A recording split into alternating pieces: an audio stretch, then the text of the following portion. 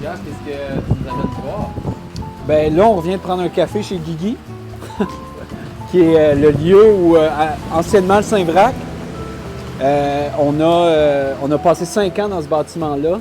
C'était rendu un peu gros. Puis on a eu la chance, il y a un jeune au village qui voulait développer un projet de restaurant. Puis on lui a offert l'espace-là pour déménager dans le garage, réduire. On avait des gros coûts fixes. C'était difficile de rouler une épicerie en vrac. Fait qu'on a décidé de réduire le modèle. Fait qu'on a aménagé le garage. On a refait la façade pour être un modèle plus compact qui peut se développer ailleurs aussi plus facilement. C'est drôle, je sais pas trop regarder. Je peux regarder là, c'est ça? Là, ok, ouais, c'est bon. Mais c'est ça. Fait que ça, c'est le nouveau Saint-Vrac. Puis ici, il y a une partie des membres, les membres qui sont autonomes et responsables, c'est-à-dire ils ont signé un contrat de responsabilité, ils ont été formés. Ils ont leur carte. Ils ont leur carte, puis ils ont accès 24 heures à l'épicerie. Wow. Fait que, En libre service. En libre service. Puis présentement, on est en période de service. L'hiver, c'est 2 jours par semaine. Mais en période de libre service, les gens ont une clé magnétique, les membres responsables. Puis ils vont scanner puis ouvrir la porte pour avoir accès. C'est ça. Est-ce que c'est le futur des épiceries, peut-être, ça? Déjà, à l'épicerie, peut-être. maintenant, ils nous font scanner nous-mêmes nos choses. Oui, peut-être, mais je pense que ce qui est différent, c'est que c'est un modèle, dans le fond, ce qui manque dans, mettons, les grosses épiceries, c'est le modèle basé sur la confiance. Fait qu'ici, dans le fond, dans un milieu communautaire, puis là, c'est dans un village, mais ça pourrait être un autre endroit, on bâtit la confiance, puis on nourrit la confiance, ce qui fait qu'on peut avoir un lieu où les gens y en prennent soin. Puis tout à l'heure, je vous montrerai, mais une des choses qu'on a remarqué, c'est quand les gens ils prennent des tomates, bien, ils vont, au lieu de toujours prendre la plus belle puis taponner les autres, ils vont prendre, s'ils la mangent aujourd'hui, ils vont peut-être prendre celle qui a une petite poque parce qu'ils savent que leur voisin va avoir la plus belle le lendemain, puis ça va leur revenir. Fait que c'est comme s'ils apprennent à donner au suivant. On rentre pas dans une corporation, on rentre dans un lieu communautaire où les gens qui nous appartient, c'est un garde-manger souverain ou un grenier souverain. Puis il y a différentes formes d'appartenance et de participation que les gens peuvent avoir ici. Donc, Saint-Vrac, nourrir la souveraineté. Oui, On s'en va voir ça. Une épicerie participative, régénérative. Génial. On s'en va voir ça. À Saint-Adrien et près de chez vous. C'est bon. Fait que dans le fond, ici, c'est tout l'espace réfrigéré. Fait que ça, on a ouvert notre chambre froide aux membres puis au public les jours d'ouverture. Mais ici, c'est toutes des choses qui ont été définies par les membres. C'est des besoins des membres qui ont dit « Nous, on aimerait ça avoir ça, on aimerait ça avoir ça. » Fait qu'on retrouve les produits laitiers, les boissons, les fruits et légumes. Puis aussi des choses en saison, hors saison. Fait qu'on essaie de répondre aux besoins des gens. Puis on a un dialogue constant avec les gens sur qu'est-ce qu'ils souhaitent manger, comment on peut mieux s'approvisionner. Puis notre but, c'est de rendre la chaîne transparente, puis d'améliorer, rendre la chaîne plus transparente, puis d'améliorer notre communication puis notre coordination pour s'approvisionner. Puis de faciliter l'émergence de nouveaux producteurs. Puis je vois que tu veux des haricots, c'est une bonne idée. C'est une plateforme qui a été développée par Sébastien, qui est un programmeur local, parce qu'on voulait être maître de nos outils également. Puis ça nous a permis, au début, on faisait de la précommande, des achats groupés. Puis maintenant, les gens font la caisse avec la plateforme qu'on a développée localement.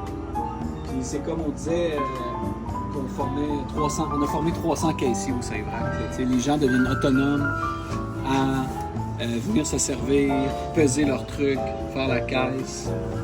Puis c'est un modèle qui fait beaucoup de sens. Puis on ira voir tout à l'heure le vrac en haut, quand les gens ils viennent aux achats groupés de vrac. Là. Un peu comme Nourrir faisait à l'époque. Quand j'arrive à la fin, j'ai mis mes trucs dans ma boîte, je vais dans mon panier, puis je vais vérifier, tout a été coché, j'ai ramassé, je vais vérifier mes quantités, puis je finalise, puis là, je peux payer ça par carte quand je suis en magasin, comme ça, par carte ou en 5 $. Fait que les 5 $, c'est des gens qui ont prépayé, qui ont fait une avance, un peu comme les paniers bio, tu vas prépayer. Fait que les gens, mettons, à chaque mois, ils disent, je fais 200$, 500$, 400$ d'épicerie. Bien, ils vont soit le déposer comptant, soit par virement Interact, soit par carte de crédit. Puis ça va sur leur compte. Puis là, après ça, ils peuvent consommer leurs 5$. Fait qu'ils peuvent venir à l'épicerie sans portefeuille physique. Puis quand les gens déposent 300$ et plus de dépôt comptant, ils reçoivent un retour de 3%. Parce que, tu sais, la carte bancaire, Visa, Mastercard, on leur redonne 2,5-3%. Puis on souhaite que s'ils utilisent d'autres modes de paiement, que ce 3%-là retourne dans la communauté.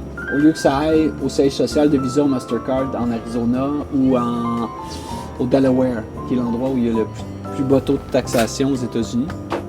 Mais on préfère que ces ressources-là restent, qu'ils restent dans la communauté, qu'il y ait moins de fuite. Fait que je vais choisir ça, je regarde mon récapitulatif, puis là je peux terminer. Là je reçois un courriel. S'il y a des choses qui n'étaient pas en magasin que j'ai précommandées, si j'ai pris par exemple, tu peux filmer ici, il y a un achat groupé présentement de produits nettoyants. Fait que là les gens ils ont une date limite pour commander. Fait que si j'avais pris un 10 litres de savon, je vais le recevoir dans le 9 janvier, ben là je ne l'aurais pas coché. Fait que je vais dans le 9 janvier, je vais recevoir un courriel me disant votre truc est arrivé, vous pouvez venir le chercher. Fait que ça c'est la version libre service. Après ça, il y a 2 à 3 jours d'ouverture présentement par semaine en fonction des saisons et de la capacité de l'organisation locale. Ben, il y a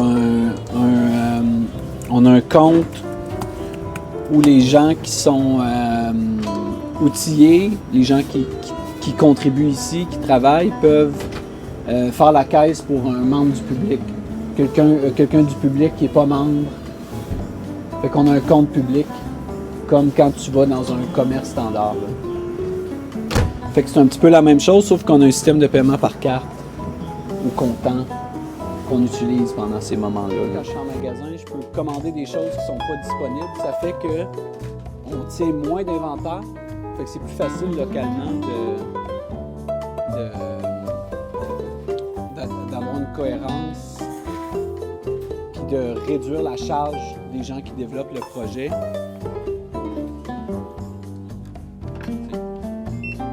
Je te laisse faire le petit tour. Fait que c'est ça, les gens apprennent à faire ça. Puis ils vont aussi, par exemple, si on pris des courges ici, ben ils vont, je ne sais pas si les courges sont à l'unité. On va le voir tout de suite. J'imagine que c'est au kilo. C'est au kilo, fait que là je vais peser. Hey Annie, il n'y avait pas un bac ici avec les poils à vache? Non, c'est correct. Fait que tu vois, j'ai 2,72 kg, fait que les gens y apprennent à faire la caisse et à devenir autonomes.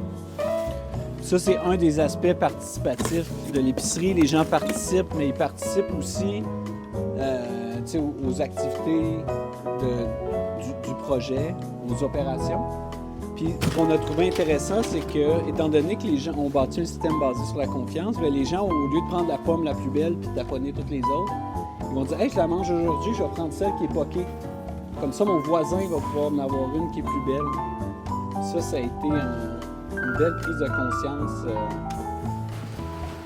Puis là, on vient d'aller visiter, Pierre, puis je me demandais, cette porte-là, elle mène où? Bien, ça, c'est l'espace anti-gaspi qui est en train d'être finalisé. Anti-gaspillage, c'est une personne qui était membre participante du Saint-Vrac, c'est-à-dire qui travaillait comme travailleur autonome au Saint-Vrac, puis qui participait aux opérations.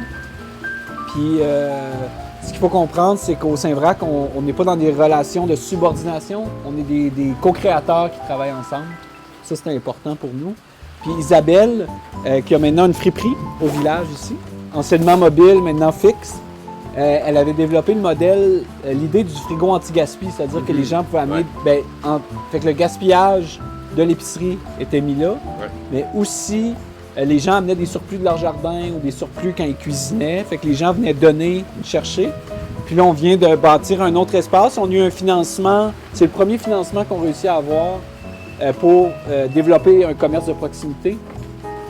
Puis, C'est encore en construction. Là, ben, c'est en finition, fait qu'ici, il va y avoir un frigo, un congélo, puis des tablettes pour que les gens puissent venir porter ça. Fait que ça, c'est en finition, là, présentement. Très, très cool. Yes. Cool. Santé. Santé. Cheers. Alors, le comptoir Saint-Vrac.